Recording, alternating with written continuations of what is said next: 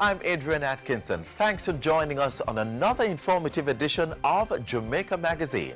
On the show today, we talk security, examining the issues with the head of the newly established Major Organized Crime Anti-Corruption Agency, Colonel Desmond Edwards. Plus, the north-south link of Highway 2000 was opened this past week in time for Independence Day. We look at other government actions to improve the nation's roadway. Stay with us. We have those features and much more inside the pages for you.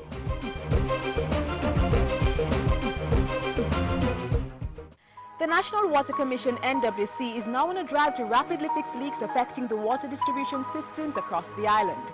2 leak hotlines have been established. Report leaks by calling 733-5655 and 733-5656.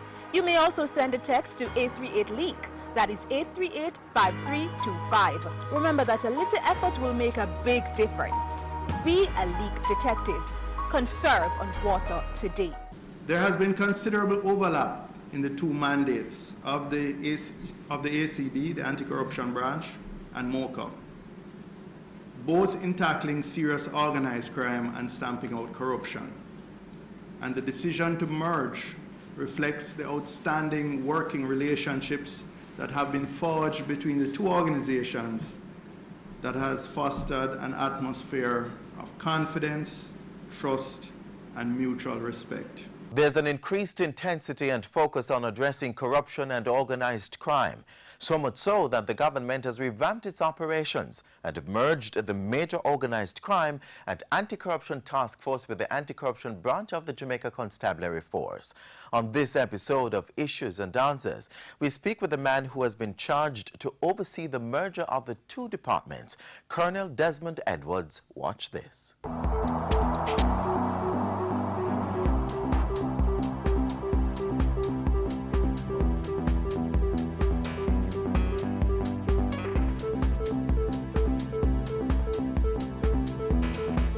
Thanks for joining us for another edition of Issues and Answers. I am Ian Boyne. Today our focus is on corruption and that important fight. We have with us Colonel Desmond Edwards, the recently appointed Director General of the Major Organized Crime and Anti-Corruption Agency. And that is as a result of the merger of what was the MOCA Task Force and the Anti-Corruption Branch of the Jamaica Constabulary Force. We thank you so much for your company. Colonel, good to have you on the show. Perhaps we should start first by talking a little bit about your background in intelligence. Has that been your focus in the military? The longest period of my Army career has been spent, or was spent rather, in the military intelligence unit, where I commanded at every level within that unit, ultimately commanding the unit itself. Yes. So I spent a total of 15 years. That's a long time. In military intelligence. Yes. And you have also worked with Kingfish. You had something to do with... Yes, I was a part of the team that established Kingfish, and in fact I was the second in command of the task force and was essentially integral in coordinating the activities between intelligence, case building and investigations and operations. So the synergies I oversaw, those processes that ensured that the task force outcomes were successful. Yes. Colonel, tell us what exactly is expected of this merger between what was the MOCA Task Force and the Anti-Corruption Branch. What better results should we see as a result of this? Well, the first thing you would expect is better, more efficiency, and hence more effectiveness, because what we saw was there seemed to have been significant areas where there were natural synergies and overlapping. And what we intend to do is to bring those areas together, and obviously that will give us some better dynamics, better efficiencies, and we'll be able to better accomplish our mission. So as we go forward, we expect, with the help of the public and you know, a more coordinated interaction between these various entities of the task force, of the agency, we expect better efficiencies. And you don't see much of a threat of the unintended consequence of a diffusion of focus from corruption in the police force, in that there is no specific unit now dealing with that, but that under this merger, perhaps the kind of searchlight that ought to be on that itself might not be there.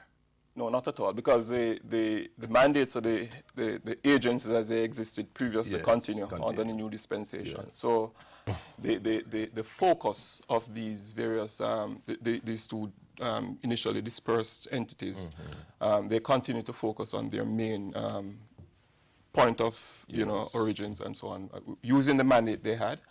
And all we're doing is bringing them together and to make them more efficient, basically. And perhaps our experience has been that there is indeed a strong nexus between the corruption in the police force and what takes place in the civilian sector. Yes, there's some of that. We would have seen that over the years because essentially, police, military, all of us are part of the society. So we do in fact get involved in all various aspects of what happens out there, and corruption cannot be excluded. So there is a natural nexus with corruption. How strongly do you yourself feel about this anti-corruption drive, Colonel? Is it something that really motivates you and gets you adrenaline going? It does, and in fact, because of my background in intelligence over the years, I would have been privy to corruption at various levels in various entities and so on. So it has been a long-standing focus that I personally have had. I have been involved in pretty much every anti-corruption initiative that I've, certainly since I've been serving. So even the establishment of the anti-corruption branch, I was involved in that process. I actually headed a team that did an audit of the anti-corruption branch in 2011, and we looked at their operations and we made recommendations as to how they could better streamline their operations, hence be more effective.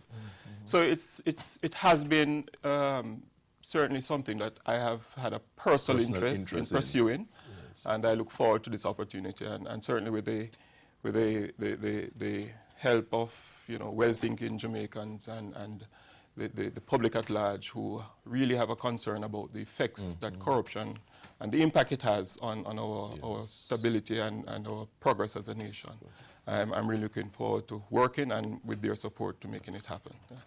Highly experienced intelligence man, Colonel Desmond Edwards. His appointment as the head of MOCA has been greeted with bipartisan support and strong media support. Certainly we need him to succeed. We take a break, but we'll be right back.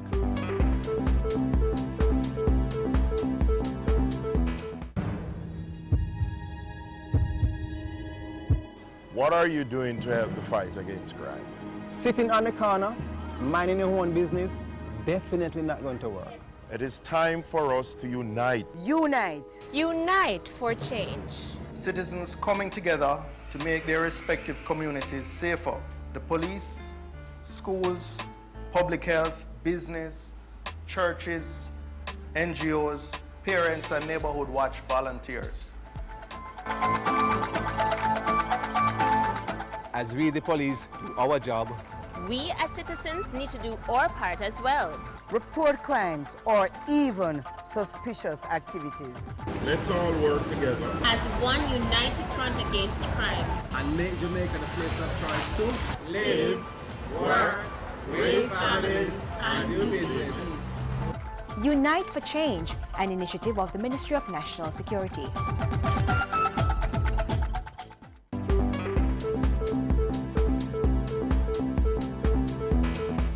Welcome back. The head of the Major Organized Crime and Anti-Corruption Agency, Colonel Desmond Edwards, is our guest on Issues and answers. How do you see the agency move in the next 3 to 6 months? What will be the kinds of priority actions that it will set itself? Well, the priority actions, in fact, what we're pursuing right at this minute is the most effective way to bring together the two agencies. Yes.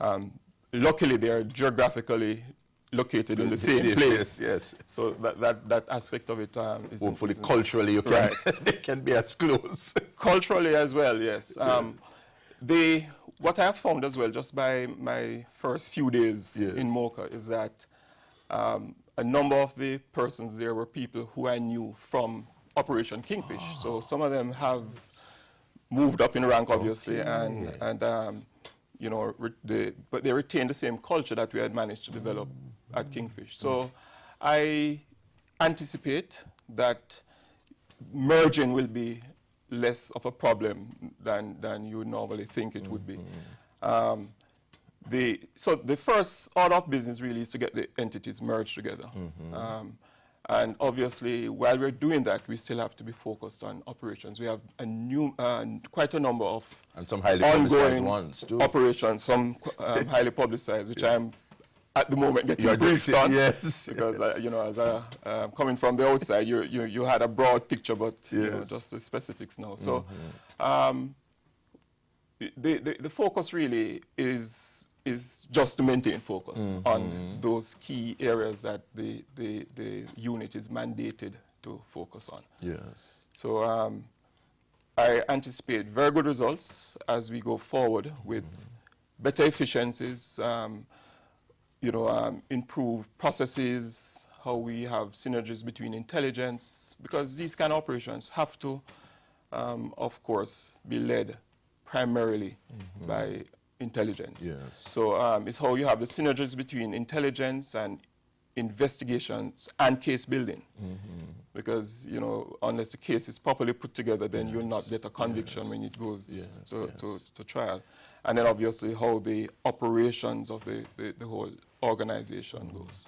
Colonel, do you fear political interference? Do you feel that, as laudable as the objectives of MOCA are, that you will come under some pressure to ease up on some people? No, not at all. And I'm going to be fearless and without favor in the pursuance of this mission that I have been given.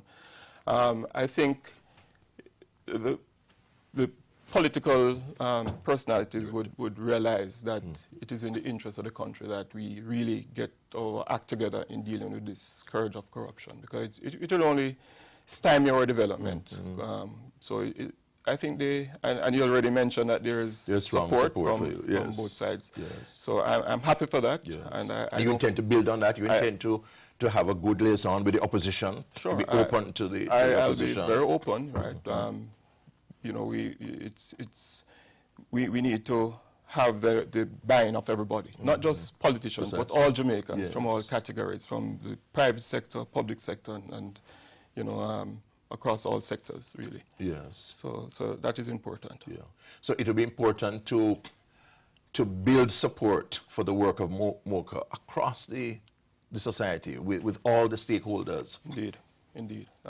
Without that, we won't have the success that we need to have. Yes, yeah. There are some people who are still cynical, Colonel, who feel that there are big fish that we are afraid to fry. What assurance you can give us that under your leadership, you are not going to be intimidated by anybody, no matter how big a private sector mogul that person is? Well, my reputation speaks for itself. I've established, you know, the credentials of being a person who focuses on the task at hand and get the job done. And I will go, and the MOCA will go where the intelligence and where the investigation leads. So once there's credible evidence that we can build and put together and build cases around, then we'll take them right to the ultimate end, which is prosecution. And I won't be deterred by who it implicates. Yes. going forward. Right? And you won't be afraid as to whether your job might be on the line. Not at all. Not at all. You want to do what you do. I want to do the right thing. Yes. And for Jamaica. What would you want to have accomplished by the end of your tenure when you leave office? Tell me the kind of Jamaica you want to see, what you want to accomplish. Well, what I think MOCA can do for Jamaica is really deal with this issue of corruption that has really been a significant burden and millstone around our necks for too long. It is prevalent throughout all aspects of our society. It is institutionalized in some areas. Yes, unfortunately. And MOCA, I think, can make a significant difference. And by the time I would have established the merger and get this thing really up and running, putting in the processes, MOCA should be such an effective and credible entity that we'll see a step change in the approach to the kind of issues that we need to deal with, the problems of corruption. And we will begin to stamp it out once and for all, bring in the people who are, the facilitators, the kingpins, the corrupt public officials, and elected officials, if they fall into the category as well. Colonel, the issue of organized crime, there are some big fellows who feel that they have immunity, that they can do as they want because of their power. What's your message to them? Well, you would recall that the original mandate of the MOCA task force, when it was established, was to go after just these people, the so-called kingpins, the so-called untouchables, and the facilitators who have seemingly managed to evade prosecution over many years. They need to be minded that the main mandate that we have is to put them out of business and to bring them to books for their involvement in these illicit activities. So one of the major focus of the task force going forward, or the agency going forward, the merged entity going forward, would be to look at these individuals, to build cases against them, and to prosecute them for these offenses. So they need to understand that without fear or favor, MOCA will be on their heels. So that this merged entity would increase the effectiveness of the thrust against organized crime. Very much, because we now have more resources to throw at the problem, more competent. We have the best people. We're looking at having the best investigators, the best intelligence operatives who can bring the necessary case building mechanisms together. And once we bring the processes together and they're effective and efficient, right, we will begin to have better results and be able to really put these people out of business once and for all and make this country a better place. Colonel Desmond Edwards, newly appointed head of MOCA, and someone whose appointment has been hailed by the opposition, by media. People are saying he's the right man for the job, and I think that his pronouncements today would seem to confirm that. We thank you for your company. Next week we'll be back. Until then, Ian Bourne wishing you a pleasant day.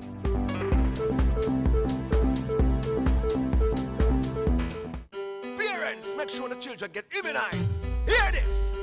Immunization, it is a must. This is not a joke thing, this you can trust. It is required by law for entry to nursery, to daycare and to schools. Listen up, it is necessary to prevent diseases such as the measles, the poliomyelitis, the lockjaw and the whooping cough. Immunize your kids, keep them healthy, keep them strong. Prevent deadly diseases such as mumps, rubella and diphtheria. Immunize your child today. Immunization, a key to good health. A message from the Ministry of Health and PAHO. Householders, business people, school administrators, protect yourself and your children from the chikungunya virus. Be on the alert. Help control the mosquito population. Chikungunya is a virus transmitted by the Aedes aegypti mosquito, which breeds in and around your home, workplace, and school. Destroy breeding sites. Empty old tires and all other containers where water can settle. Bore holes in old cans. Cover water drums and garbage cans. Wash flower pots and vases and clean pet dishes regularly. Protect yourself from mosquito bites. Cover your body as much as possible and use mosquito repellent containing DEET. And if you're experiencing symptoms of chikungunya, sudden high fever, headache, rash, nausea, pain, stiffness, or severe joint pains, see your doctor or go to the nearest health center.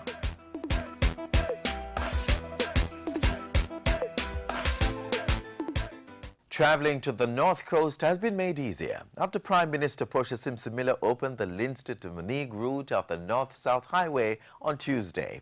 The government, with Portfolio Minister Omar Davies leading the charge, has again affirmed its determination to implement a first-world road network across the country.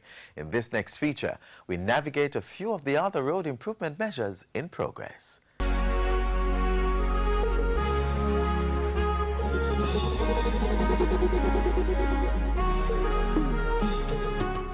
We are constantly seeking ways to use each dollar more efficiently. And that's not just talk from the minister with responsibility for maintaining the nation's roads. This fiscal year, his ministry is taking the lead on two major initiatives to improve Jamaica's road network and maximize savings to the government's coffers.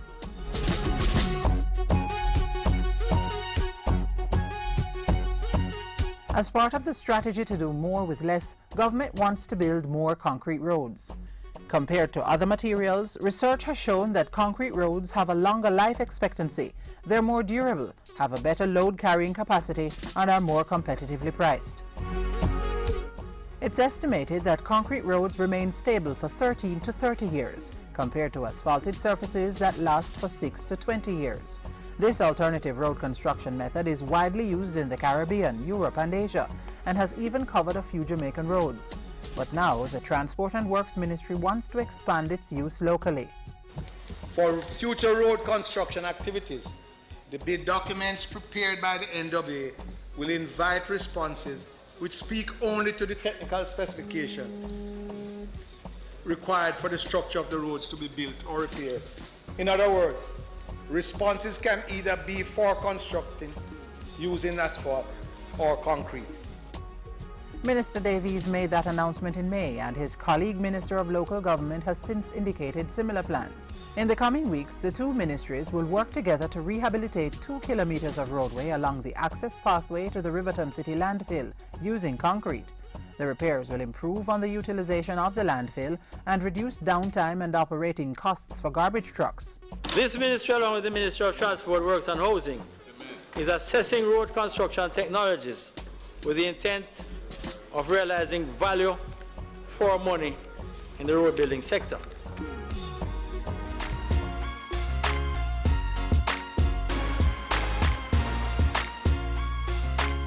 The Ministries of Local Government and Transport and Works are also collaborating on another fiscally prudent initiative. The Works Ministry, through the National Works Agency, will be working with the local government authorities which have oversight for parochial road networks. To efficiently fix more community-based roads, they will agree on the roads to be fixed and in what order.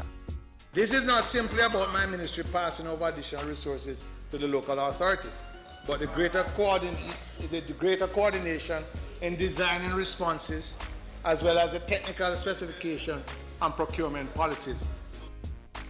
The result will be a more efficient use of existing resources. The government is working for the people, adopting strategies to provide better roads while making sure Jamaican taxpayers get the biggest bang for their buck.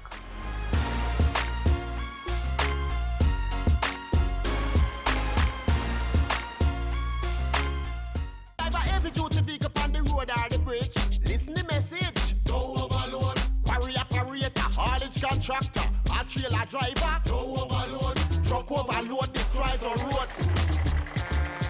I want to say, check your speed, check your state, make sure you're not overweight. Take the time to make it safe, even if you're little late. Some of the road they leany, sinky, twisty. Truck overload destroys our roads. To drive a heavy duty vehicle on the road or the bridge. Listen the message. A message from the Island Traffic Authority and the National Road Maintenance Fund. Life is all about making decisions. choosing from a number of options to do a particular thing, which may result in a specific outcome. It can be difficult, but there are 4 things you can do to help make that decision. Stop. Check out what's happening and remind yourself to think before acting.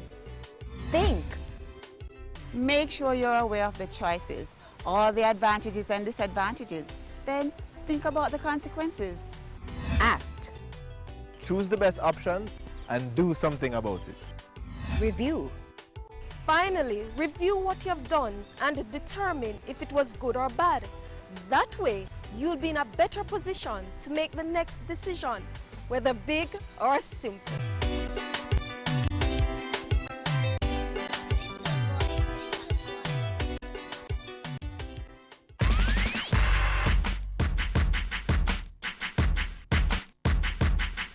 In life, we are faced with countless challenges which at a glance may seem insurmountable. But we do get by, drawing on the strengths of our inherent human qualities, qualities that make us better people, able to lead stable lives in the home, community, and wider society.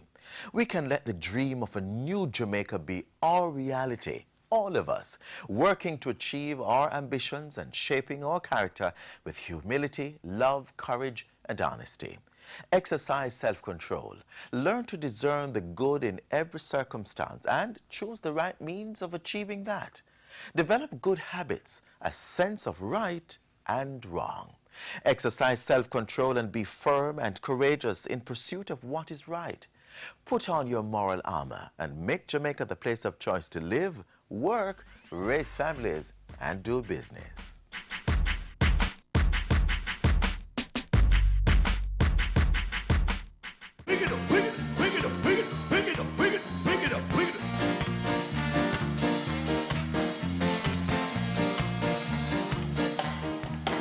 This carry-go bring up, my dear, it bring me strength. This carry-go bring up, my dear, it bring me strength. You're going from home to home, making this servant set. We need no light to see, you're making this servant set.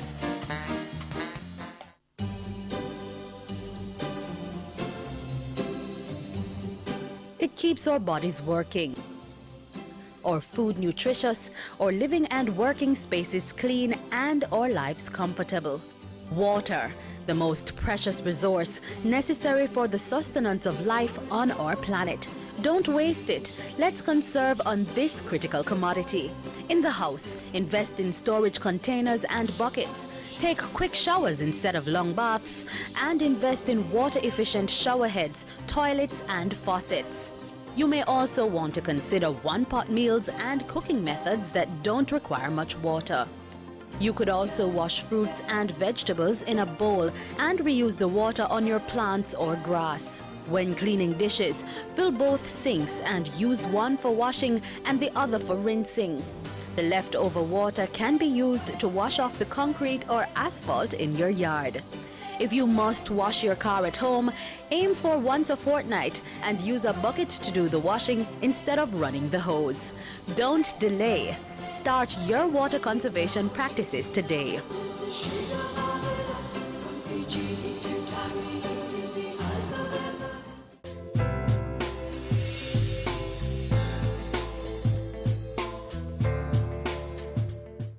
Listen very carefully and not be quick to come to judgment.